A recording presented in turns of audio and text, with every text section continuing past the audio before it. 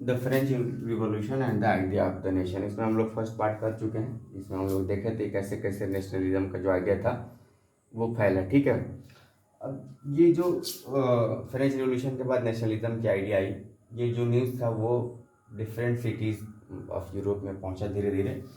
और जितने भी एजुकेटेड मिडिल क्लास फैमिली के लोग थे या स्टूडेंट्स लोग थे वो एक जगह इकट्ठा होने लगे, और एक जगह इकट्ठा होकर इन्होंने क्या बनाया, एक क्लब बनाया जिसका नाम दिया इन्होंने जैकोबिन क्लब। ठीक है, और इसमें लोगो था लिबर्टी, इक्वालिटी और फ्रीडम। ठीक है, अब क्या हुआ, अब इन्होंने सोचा कि हमारा तो भला हो गया, जैकोबिन क्लब बन गया।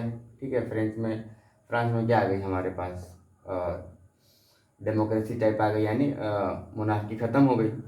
अब जो फ्रेंच आर्मी थी वो मूव की 70s 90s के अराउंड में, हॉलैंड चली गई, बेल्जियम, स्विट्ज़रलैंड और इटली में। ठीक है, किस बात को लेकर, द आइडिया ऑफ नेशनलिज्म को लेकर, यानी नेशनलिज्म के आइडिया को फैलाने के लिए जो फ्रेंच आर्मीज थी या जैकोबिन क्लब के लोग थे वो हॉलैंड, बेल्जियम और स्विट्जरलैंड और इटली में मूव करने लगे। ठीक है, अब क्या हुआ, एक नाम आता है नेपोलियन बोनापार्ट का। ठीक है, नेपोलियन बोनापार्ट कौन था, ये फ्रेंच आर्मी में वो था, आपका कमांडर था, और वो धीरे धीरे लीड करते गया और धीरे धीरे अपना कब्जा जमाते गया। ठीक है, देखिए एक नेपोलियन कोड भी है। ठीक है, और इसी को बोलते हैं सिविल कोड ऑफ 1804। ठीक है, अब इस नेपोलियन कोड में क्या कहता है कि जो बर्थ बेस्ड प्रिविलेज थे, ठीक है ना, जैसे राजा का बेटा राजा होगा, नोबेल का बेटा नोबेल होगा, नोबेल कैटेगरी में लोग आएंगे और क्या करेंगे, लग्जरियस लाइफ एंजॉय करेंगे। ठीक है, जो प्रिविलेज मिलेंगे बाय बर्थ, वो जो प्रिविलेज बर्थ बेस पे थे उनको क्या कर दिया गया, ख़त्म कर दिया गया।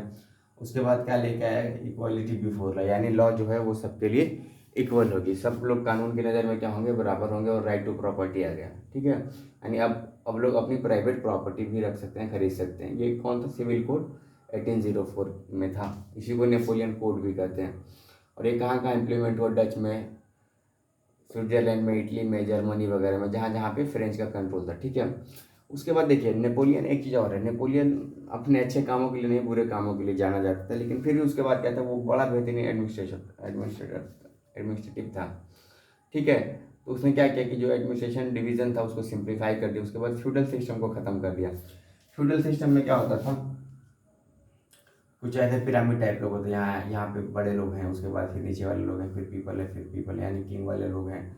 कुछ ये लोग अपनी पावर एंजॉय कर रहे हैं, कुछ ये एंजॉय कर रहे हैं। ठीक है ना, तो क्लास था, अलग अलग कैटेगरी था सोसाइटी का, उसी को फ्यूडल सिस्टम बोलते हैं। उस फ्यूडल सिस्टम को उसने क्या कर दिया, ख़त्म कर दिया। उसके बाद क्या कर दिया, जितने पीजेंट थे उनको फ्री कर दिया, किससे, सर्फडॉम से और मैनोरियल ड्यूज थे। सर्फडॉम क्या होता है, जैसे मान लीजिए अगर किसी के पास एग्रीकल्चर लैंड है, ठीक है, ये लैंड का ऑनर हो गया। उसके बाद यहाँ पे पीजेंट क्या कर रहा है, वर्क कर रहा है। ठीक है ना, बस पीजेंट का काम रहेगा कि इस खेतों पे हेरार्कियल था, यहाँ पे आज ये काम कर रहे हैं, फिर उनके आने वाली जनरेशन काम करेगी, फिर उनके आने वाली जनरेशन काम करेगी, फिर उनके आने वाली जनरेशन काम करेगी। लेकिन जो इस लैंड का ऑनर होगा वो इनके यहाँ से इस जनरेशन से, इस जनरेशन से, इस जनरेशन, इस क्या कर सर्फ डाउन से पीजेंट को फ्री कर दिया। उसके बाद क्या था, मनोरियल ड्यूज था, जितने भी ड्यूज थे, टैक्सेस थे, जो पीजेंट लोग फार्मर को फिर वहाँ से किंग को जो लोग देते थे टैक्स के फॉर्म में, उसको क्या कर दिया, ख़त्म कर दिया। ठीक है, उसके बाद गिल्ड रिस्ट्रिक्शन था, इसको भी खत्म कर दिया। गिल्ड रिस्ट्रिक्शन क्या होते हैं, जैसे मान लीजिए कोई मार्केट है, ठीक है, तो मार्केट में कुछ ना कुछ जो ट्रेडर्स हैं वो ऑलरेडी हैं। ठीक है, कुछ नए ट्रेडर्स आएंगे अपना बिजनेस करने के लिए, तो वहाँ पे क्या था, मोनोपोली था। जो पुराने बिजनेसमैन थे, जो पुराने ट्रेडर्स थे, वो नए ट्रेडर्स को आने नहीं देते थे। वही गिल्ड रिस्ट्रिक्शन था, उसको किसने क्या कर दिया, ख़त्म कर दिया। ठीक है, ये तो विलेज वाले एरिया की बात है। ठीक है ना, ये सिटीज़ वाले एरिया की बात है।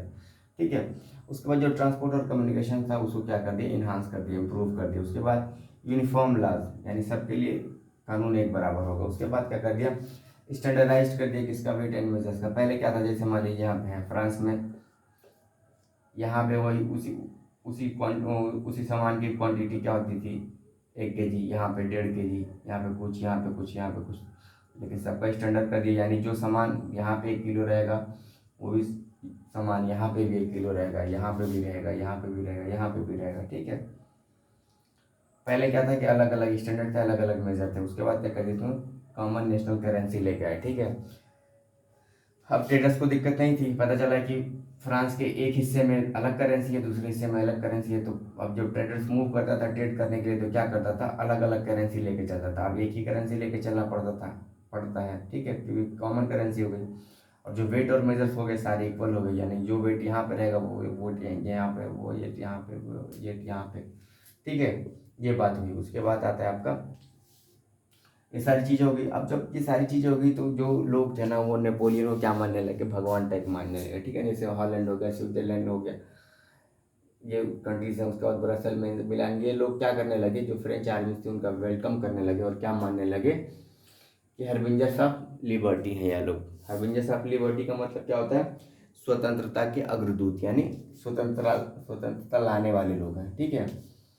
लेकिन कुछ ही दिन के बाद क्या हो गया कि जो नेपोलियन का ट्रू फेस था वो सामने आने लगा। कैसे, जब इसने क्या कर दिया, टैक्स को इंक्रीज कर दिया। उसके बाद क्या कर दिया इसने, सेंसरशिप ला दी, यानी कोई भी नेपोलियन के अगेंस्ट नहीं बोल सकता है, ठीक है। उसके बाद क्या करना शुरू कर दिया इसने, फोर्स रिक्रूटमेंट करना शुरू कर दिया फ्रेंच आर्मी, यानी लोगों को ज़बरदस्ती आर्मी भर्ती करने लगा। अच्छा, ये क्यों ज़बरदस्ती आर्मी भर्ती करने लगा था, ताकि इसकी फोर्स मजबूत हो जाएगी और बाकी जो एरिया बच रहे हैं रिमेनिंग उनको भी क्या कर लिया जाएगा, कब्जा कर लिया जाएगा, ठीक है। अब जो ही फेस आने लगा तो अब क्या हो गया, अब पता ये चला कि फ्रांस जहाँ से चला था, ठीक है, फिर वहीं पे आके वापस आ गया। उसके बाद क्या हुआ कि नेपोलियन का फॉल हो गया, फॉल ऑफ नेपोलियन 1814 से 15 में, और वेना पीस सेटलमेंट हुआ। उसके बाद नेपोलियन का काम खत्म हो गया। इस तरह से हमने क्या देखा कि जो फ्रेंच रिवॉल्यूशन था वो चला और लास्ट में आगे कहाँ पे ख़त्म हो गया, जहाँ से शुरू हुआ था वहीं पे ख़त्म हो गया। और जो इन लोगों की ये थे कि यहाँ पे पीपल्स की गवर्नमेंट आ जाएगी, सॉवरेनिटी आ जाएगी, वो सारा का सारा सोच पे पानी फिर गया। इस तरह से ये बात हो गई, ठीक। Thank you very much.